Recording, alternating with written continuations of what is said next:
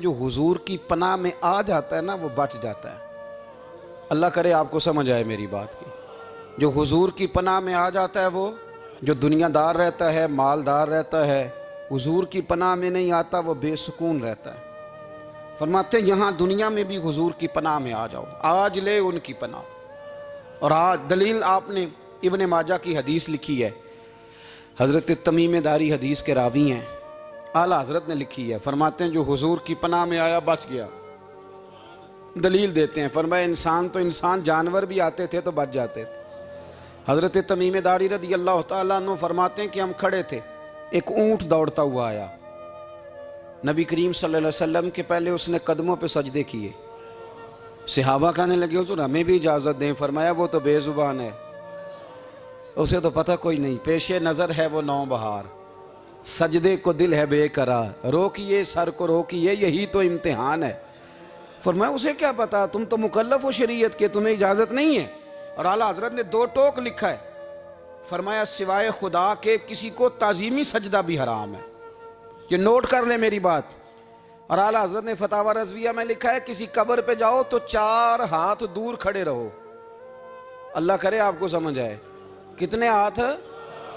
4 हाथ दूर खड़े रहो, सूरत फातिहा पढ़ो, दुरूद शरीफ पढ़ो, जिस कब्र पे गए हो उनकी रूह को इसाले सवाब करो, उनके वसीले से दुआ मांगो। आला हज़रत फरमाते हैं कब्र को सजदा बिल इत्तिफाक हराम है, तवाफ कब्र का करना बिल इत्तिफाक हराम है, बोसा लेने में इख्तलाफ है कि जायज़ है कि नाजायज़ है, लेकिन बोसे से भी चूंकि शक पड़ता है तो फरमाते हैं अहमद रज़ा की राय ये है कि बोसा लेने से भी बचा जाए। वो आ गया तो इससे अगली बातें करता है, बस खामोश रह, बाअदब रह और पीछे रह। तो हज़रत तमीम दारी कहते हैं ये हदीस आला हज़रत ने लिखी है लमन वल उला में। फरमाते हैं कि ऊँट ने पहले सजदा किया, कदम चूमे, फिर उसने हुजूर के कान में कोई बात कही। रोजे दे दिवाले ने गुलामां दियां टोलियां, एक पे सुनदा करोड़ां दियां बोलियां। यानी ऊँट ने बात की तो हुजूर ने वो भी सुन ली। आला हज़रत कहते हैं जो पनाह में आता है बच जाता है। कहते हैं रसूल करीम ने ना ऊँट की पुश्त पे हाथ फेरा और अल्लाह के महबूब फरमाने लगे फिक्र न कर, अब तू आ गया है ना तो जैसे तू कहेगा वैसे ही हो जाएगा, जैसे तू कहेगा वैसे ही। इब्ने माजा में मौजूद है, पर मैं चूँकि फाज़िल बरेलवी रहमतुल्लाह अलैह की किताब से पेश कर रहा हूँ अल अम्न वल उला से, तो मैं उसी अंदाज में पेश कर रहा हूँ जिस अंदाज में वहाँ है। हज़रत तमीम दारी कहते हैं कि हमारी समझ में बात कोई ना आई। थोड़ी देर गुजरी तो कुछ लोगों ने हाथों में रस्सियाँ पकड़ी हैं, खंजर पकड़े हैं, दौड़े आए, या रसूलल्लाह ये हमारा ऊँट है। हज़रत तमीम दारी कहते हैं मैंने देखा कि जब वो आ गए ना खंजर लेके तो ऊँट हुजूर के पीछे छुप गया। आज ले उनकी पनाह, आज मदद मांग उनसे, वो हुजूर के पीछे छुप गया। तो कहते हैं कि नबी करीम सल्लल्लाहु ताला अलैहि वसल्लम ने फरमाया क्या मसला है भाई? या रसूलल्लाह हमारा ऊँट है, ज़िबा करने लगे थे दौड़ा आया है। तो हुजूर फरमाने लगे वो तो तुम्हारी शिकायत कर रहा है। वो कहता है या रसूलल्लाह मैंने बरसों इनकी नौकरी की, बरसों मैंने बड़ी नौकरी की। सही कहता है या रसूलल्लाह? ठीक कहता है। हुजूर अब बूढ़ा हो गया हूँ, थोड़ा ज़्यादा बोझ नहीं उठा सकता, तो मुझे ज़िबा करके खाना चाहते हैं, मैं मरना नहीं चाहता। नबी करीम फरमाने लगे अच्छे लोग ये सिला देते हैं। उन्होंने अर्ज़ की हुजूर आप हुक्म कर दें, हम इसको छोड़ देते हैं या रसूलल्लाह, नहीं ज़िबा करेंगे, खिदमत करेंगे। हुजूर फरमाने लगे नहीं अब मेरे पास आया है ना, अब मैंने वापस नहीं करना, आज हो गया है, आज ले उनकी पनाह, आज मदद मांग उनसे, आज हो गया या रसूलल्लाह फिर रख लें। हुजूर ने फरमाया नहीं भाई पैसे बताओ कितने? या रसूलल्लाह नहीं नहीं कुछ नहीं। नबी करीम अलैहिस्सलाम ने फरमाया नहीं बताओ कितने, बताओ कितने? उन्होंने कहा हुजूर एक दफा रेट लगाया था तो 100 दिनार लगा था। हुजूर ने फरमाया बिलाल दे दो 100 दिनार। 100 दिनार दे दिया। आला हज़रत फरमाते हैं देखो उनकी पनाह में आने की बरकतें कितनी हैं। उनसे कहा तुम जाओ, वो चले गए। हुजूर ने पुश्त पे हाथ फेरा, फरमाया जा तू आज़ाद है। हज़रत तमीम दारी कहते हैं वो पहले गया फिर पलट के आया, उसने नबी पाक के कान में को बात की, कई बातें की, पर मैं एक बात करता हूं, कई बातें की, एक बात की तो हुजूर रो पड़े। ऊंट चला गया, हमने अर्ज़ की हुजूर ये क्या कह गया है? तो महबूब फरमाने लगे ये कह गया या रसूल अल्लाह जिस तरह आपने मुझे छुरी से बचाया है मैं दुआ करता हूं अल्लाह आपकी उम्मत को जहन्नुम से महफूज फरमाए, अल्लाह जहन्नुम से बचाए आपकी उम्मत को। इस तरह मुझे छुरी से आपने महफूज किया। आला हज़रत फरमाते हैं किन चक्करों में पड़े हुए हो, किन चक्करों में? पैसों की पनाह लेते हो, ओहदों के पीछे छुपते हो, दौलत के पीछे छुपते हो, ताल्लुकात के पीछे छुपते हो। फरमाया मुसीबत आएगी तो ये सारे हट जाएंगे। अगर पनाह लेनी है तो मदीने वाले महबूब की पनाह लो, दरवाजा रसूल पे आओ, नबी करीम की बारगाह में झुको, हुजूर से प्यार करो। आला हज़रत फरमाते हैं महबूब का अदब करो, रसूलुल्लाह की गुलामी करो। फरमाते हैं फिर के गली गली तबाह, ठोकरें सब की खाएं क्यों, दिल को जो अक्ल दे खुदा तो तेरी गली से जाए क्यों। और फरमाने लगे जान है इश्क मुस्तफ़ा, रोज़ फुजूं करे खुदा, जिसको हो दर्द का मज़ा वो नाज़े दवा उठाए क्यों, जिसको हो दर्द का मज़ा वो नाज़े दवा उठाए क्यों। उन्होंने महबूब करीम की मोहब्बत का पैगाम दिया, सहाबा की मोहब्बत का, बोलिए, सहाबा की मोहब्बत का। पूरी किताब लिखी हज़रत सिद्दीक़ अकबर जनाब उमर के फ़ज़ाइल पर। और मज़े की बात यह है कि आला हज़रत ने ना उर्दू शायरों में से किसी को तौफीक नहीं हुई हुजूर को शहनशाह कहने की। आला हज़रत ने कहा मेरे नबी शहनशाह हैं। दलील क्या दी? फरमाने लगे पढ़ो तिरमिज़ी, हुजूर ने फरमाया मेरे दो वज़ीर ज़मीनों में हैं, दो आसमानों में। ज़मीन के दो वज़ीरों के नाम अबू बकर और उमर हैं, आसमान के दो वज़ीर हैं जिब्रील और मीकाईल। तो आला हज़रत कहने लगे हुजूर वज़ीर तो किसी शहनशाह के ही होते हैं, फिर कह लो ना शहनशाह।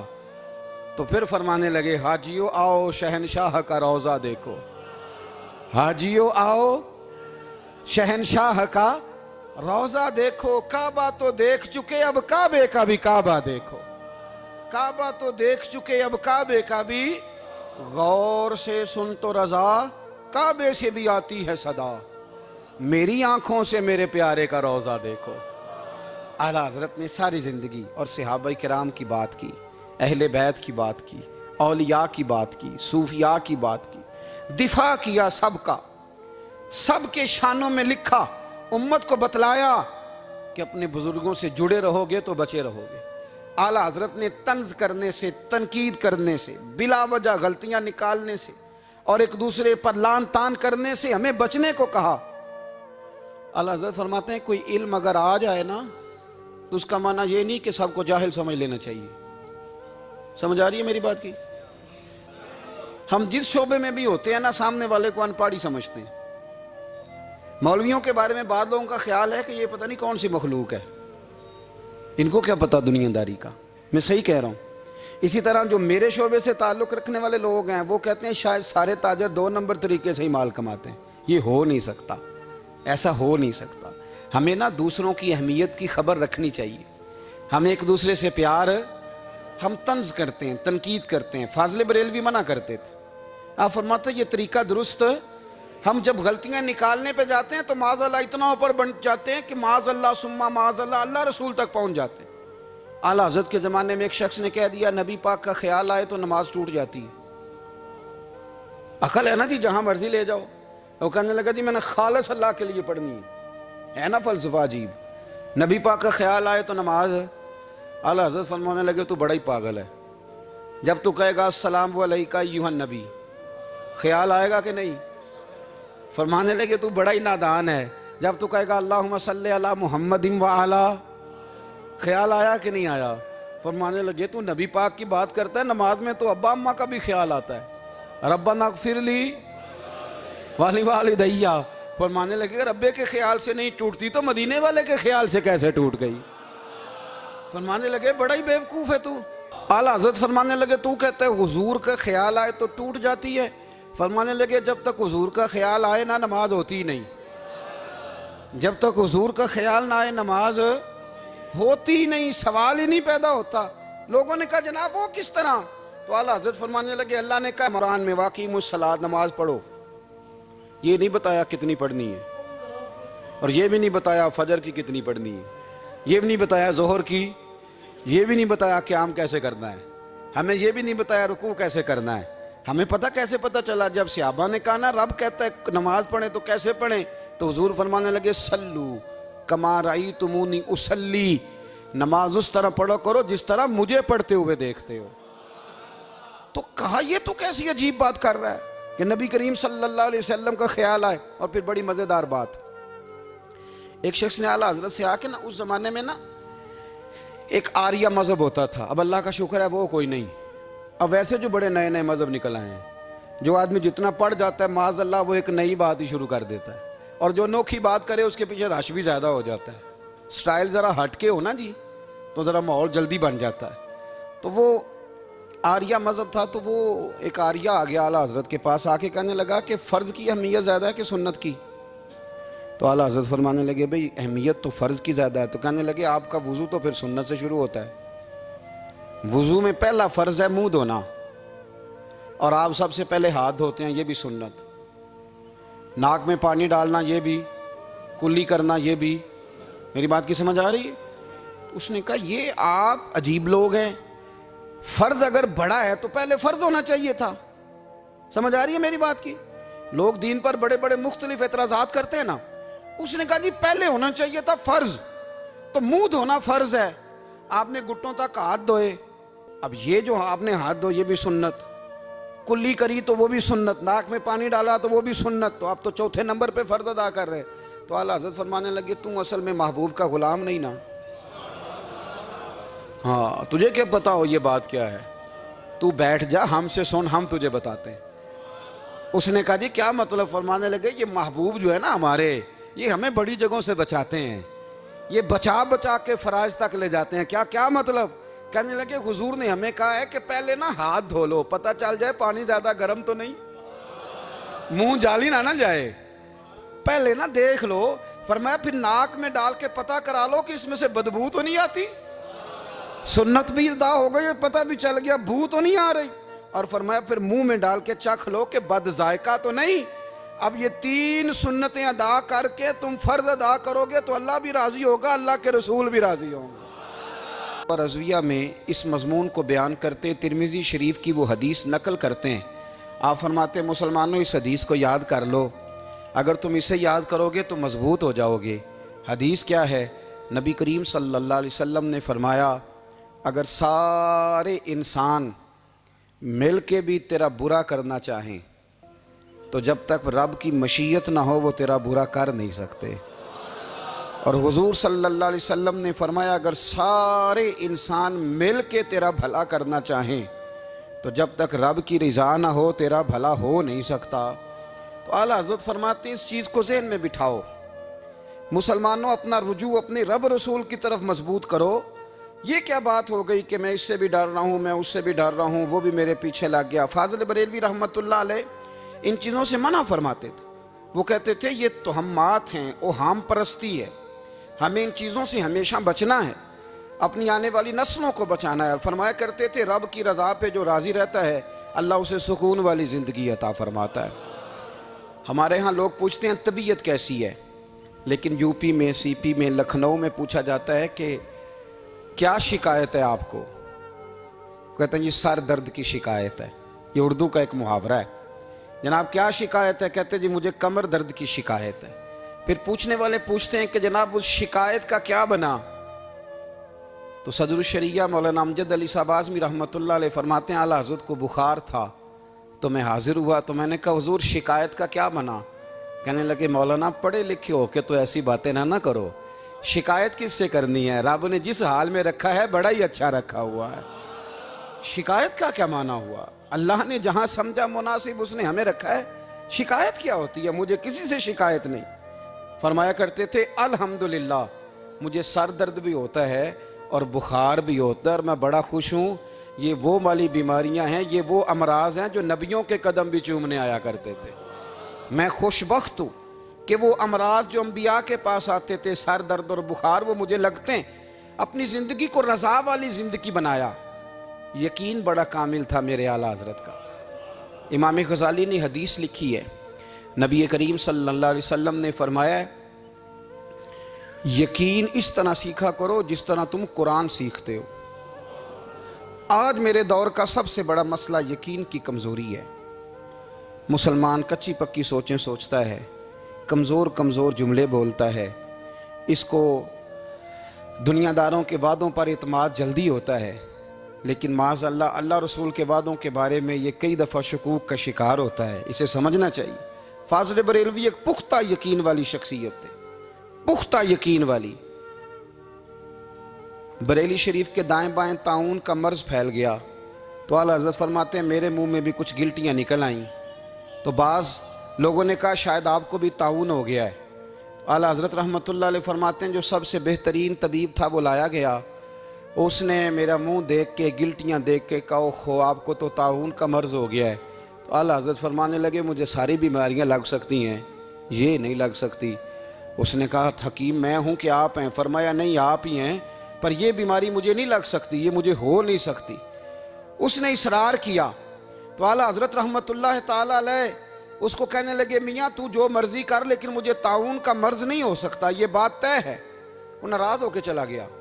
अब ताउन की जो गिल्टियाँ होती थी ना वो बड़े बड़े महीनों नहीं जाती थी, तकलीफ़ रहती थी। आला हज़रत कहते मैंने उसी रात ना थोड़ी सी काली मिर्चों का सफ़ूफ बनाया और मिसवाक में रख के जब मुंह के अंदर छिड़का तो थोड़ा सा खून निकला और मेरा मुंह बिल्कुल ठीक हो गया।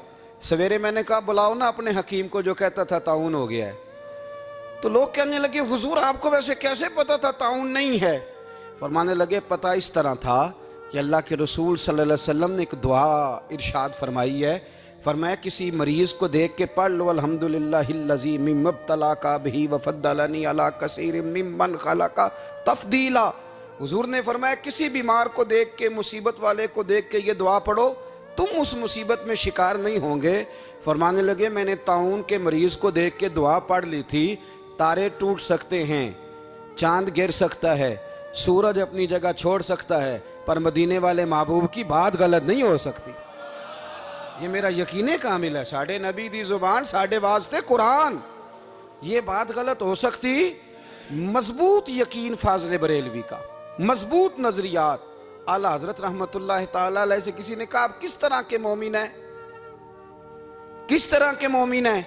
तो आला हज़रत फरमाने लगे मेरा दिल चीरो, उसको खोलो, एक तरफ ला इलाहा इल्लल्लाह लिखा होगा, दूसरी जानब मुहम्मदुर रसूलुल्लाह लिखा होगा। खोल के देख लो। एक तो यकीन की। फिर दूसरी बात, खुश्क लोगों को जिंदगी गुजारने का मजा कोई नहीं आता। जिंदगी गुजारने का मजा उसे ही आता है जिसे किसी से प्यार हो जाता है। बाकी ना देखे ना, एक बंदा जबरन एक शख्स बच्चे पालता है, वो कहता है ये मेरे लिए क्या मुसीबत है 5 बच्चे, और एक शख्स को बच्चों से प्यार हो जाता है। वो जवान भी है, खूबसूरत भी है, पर ईद पे कपड़े नहीं खरीदता। बीवी से कहता मैं पुरानी पहन लूँगा पर बच्चों को नहीं ले दे। और भाई तेरी ख्वाहिशें मर गई हैं, तेरी खूबसूरतियों की तरफ जाने की आरज़ुएं ख़त्म हो गई। तो कहने लगा सारा कुछ है पर बच्चों से प्यार जो हो गया। आला हज़रत रहमतुल्लाह अलैह बहुत बड़े फ़लसफ़ी थे, मंतकी थे, बहुत बड़े साइंसदान थे। यहाँ बड़ा संजीदा इज्तिमा है, मैं बड़ी ख़ास बात करने लगा हूँ। सारे साइंसदान कहते हैं ज़मीन घूमती है। आला हज़रत ने इतनी मोटी किताब लिखी है ज़मीन साकन है।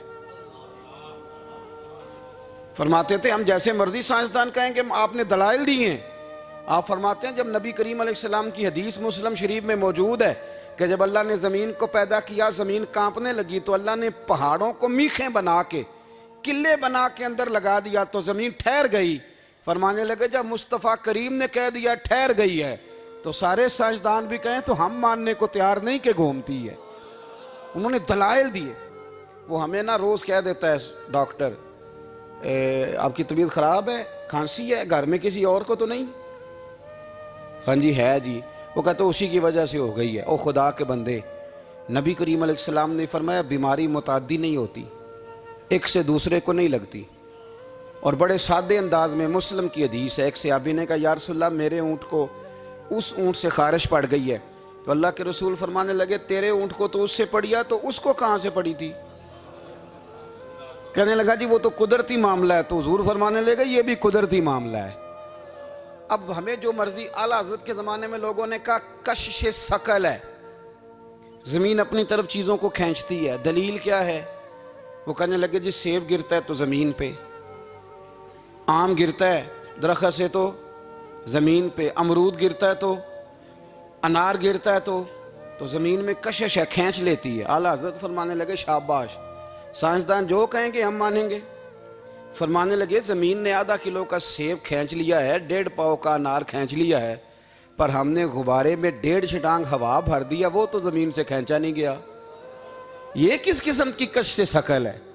ये अभी 2 साल पहले डॉक्टर अब्दुल कदीर खान का मजमून छपा था रोज़नामा जंग में। वो कहता मुझे वो मौलवी चाहिए था जिसके पास कुरान हदीस भी हो और साइंस के उलूम भी हों। कहता मैंने ज़माने के दरवाजे खटखटाए, फिर मैं पहुंचा बरेली के इमाम के पास, और कहता है वहाँ जाके ना मैं ठहर गया हूँ, इसलिए कि मुझे कुरान और सुन्नत का नूर भी मिला है और मुझे साइंस के रमूज भी मिले हैं। ये वाहिद शख्स है, ये वाहिद शख्स है जो दीन को साइंस का पाबंद नहीं करता, बल्कि साइंस को मदीने वाले का गुलाम बनाता है, मदीने वाले का गुलाम बनाते। तो आला हज़रत फरमाने लगे अजीब फ़लसफ़ा है ना जी।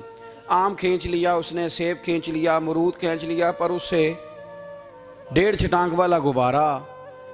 तो लोगों ने कहा हुज़ूर फिर मसला क्या है? आप फरमाने लगे मसला ये है कि हर चीज़ अपनी असल की तरफ लौट जाती है। हर चीज़ अपनी, सेब अमरूद अनार ज़मीन से पैदा होते हैं तो ज़मीन पे गिरते हैं। हवा की असल ऊपर है, इसलिए जब गुब्बारे में हवा भरेंगे तो हवा उसको ऊपर ले जाएगी।